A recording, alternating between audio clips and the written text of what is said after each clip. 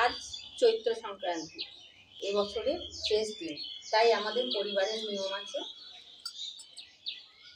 বোটা শুদ্ধ আম গাছে দিতে হয়, তাতে সিঁদুরের 3টি রেখা এঁকে। আমি বাইরে কোথাও যাই না, আমার বট অশ্বত্থ গাছ বাড়িতে লাগানো আছে, তাই সেখানে সিঁদুরের তিলক এঁকে দিলাম। তারপর গাছকে ফুল দিয়ে সাজালাম।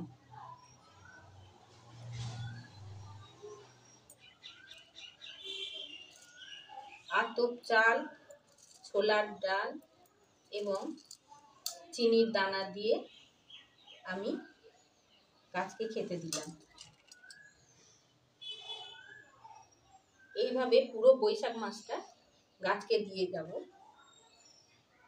জল, প্রচণ্ড দাবদাহের হাত থেকে রক্ষা করার জন্য এই কাজটি আমাদের পূর্বপুরুষের প্রথা মতো করা হয়।